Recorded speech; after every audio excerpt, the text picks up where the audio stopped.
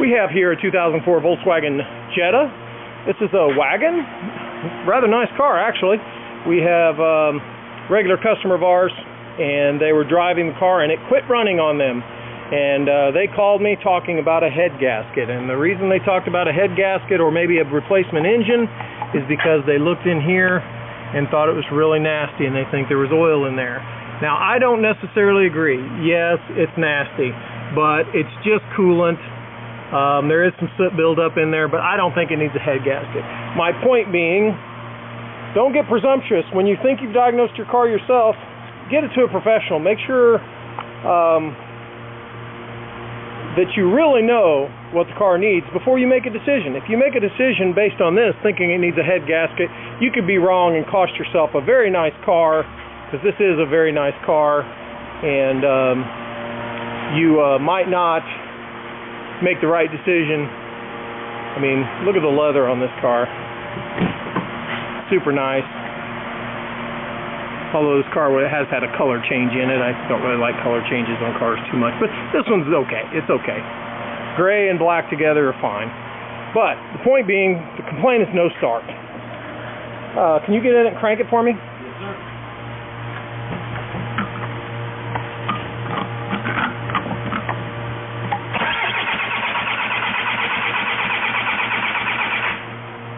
Keep cranking. Crank that baby till the starter overheats.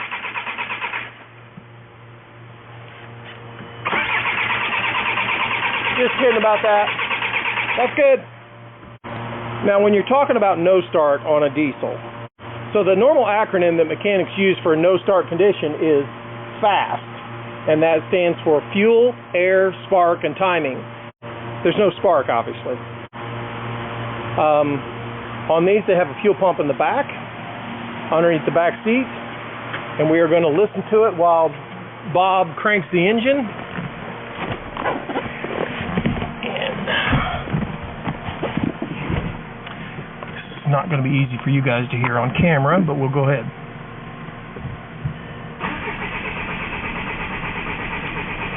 Stop. Turn it off. Just turn the key on. Understand the pump runs as soon as you turn the key on to prime the system. So turn it off and just turn it on. Okay, there's not much to hear, not to mention we're in a noisy environment. We have a fan running in the background, and we have the dingers on the dash dinging, and we have the washing machine back there running. But with my hand on it, I can feel the pump running. Feel it one more time. Sometimes these pumps are louder and you can hear them, but I can feel it running. So right off the bat, I'm not going to go towards testing electrically the fuel pump because I'm pretty sure it's turning on. I'm not going to change the fuel pump because I'm pretty sure it's turning on. That doesn't mean it's making enough pressure or anything like that, but these run pretty low pressure. They're not like a gas engine that runs like 45 PSI and up. They run like 10 PSI tops. All they are is supplying fuel pressure to the engine area. It's more like called a lift pump. And there's a combination pump up there that actually pressurizes fuel into the fuel system. So let's go up front and we'll make a fuel pressure test.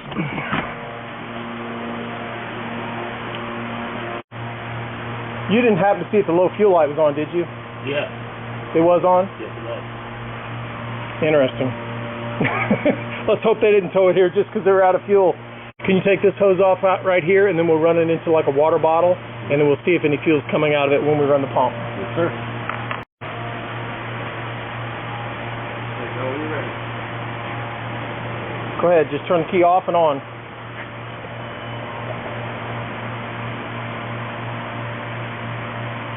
Could you do it? Yeah, it's on. Nothing came out. Turn it off. Turn it on. Yeah, there should be some fuel coming out of here. I think we need to start, since the low fuel light is on, we need to start with pouring fuel in it. Yeah, let's put the fuel in it.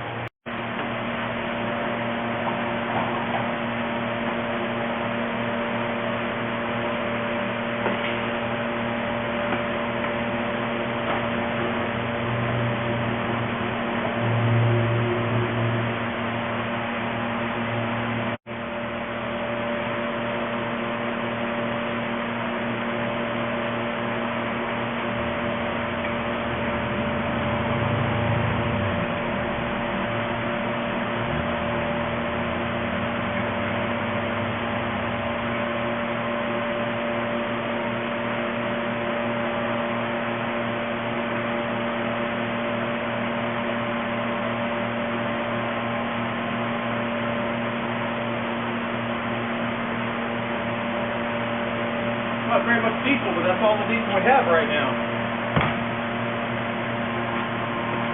You could go in and crank it, or just turn the key to the on position.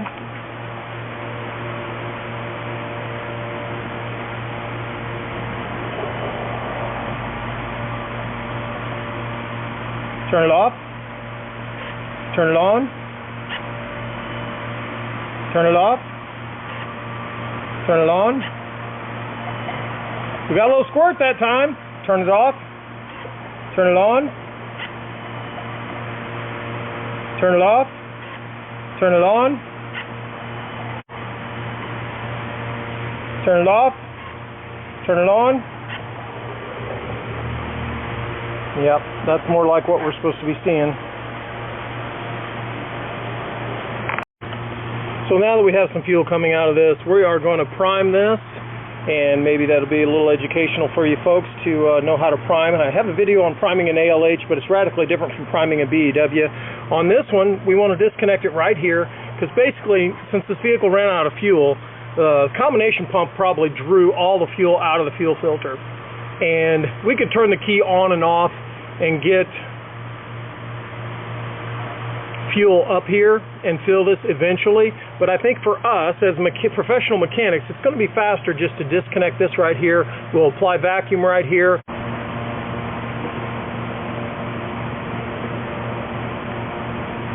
Alright, now I'm over the cliff. You should be able to get it rolling.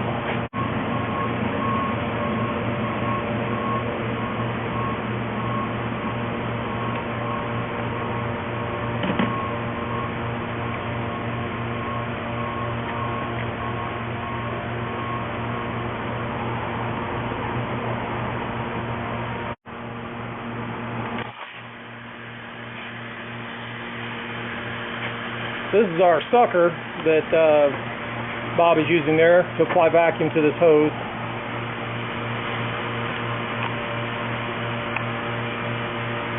And after we get a significant quantity of fluid out of there, you can see there are some squirts of fuel coming out. But after we get a steady flow, we will know that it's primed well. The filter's full at least. I'm going to get in and turn the key on and off in order to run the pump. Looks like we have a solid flow, sir. What? Looks like we got a good flow now. You got a solid flow already? Yes, sir. Oh, okay. Good. We don't have to turn the pump on and off then. Okay.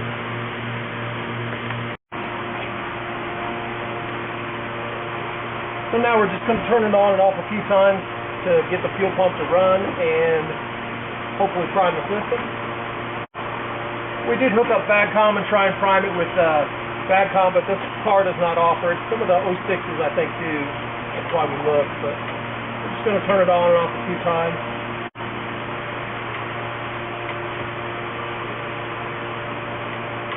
And since the fuel filter should be full of fuel now, the pump in the tank is now pushing fuel up into the combination pump. And after it gets good and primed, it should push fuel into the head, which acts as the fuel rail for the injector.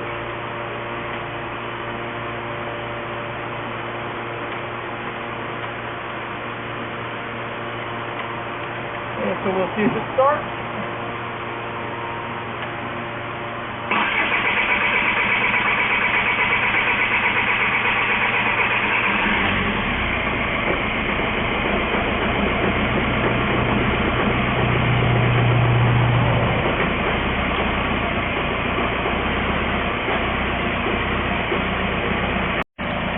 Okay, so what we can learn from this is, number one, if you don't know there's a problem with the engine, don't call the shop asking about head gaskets and replacement engines. This guy just ran out of fuel. It's funny because I talked to him and he said the low fuel light wasn't on, but it was when I got the car. He said maybe he noticed it when he offloaded it off the trailer. Don't assume you need an engine when you just need like fuel added to the car. Also, if you do have a no-start problem on one of these, you do need to check the pump in the tank. And but if you run out of fuel, you do have to prime the fuel system. You can't just add fuel and have it restart. You will crank and crank and crank and crank Maybe eventually you'll get it to restart if you don't prime the fuel system, but you will be cranking for a long time, and you need to protect the starter if you do that. If you run that starter too long, you will burn it up. So if you've enjoyed this video or learned something from it, click like and subscribe. And if you want to donate to the continued production of these videos, visit my website at www.kansascitytbi.com. If you want to watch some of my other videos, there's one right there, or run right there, and don't forget to subscribe. Thanks for watching.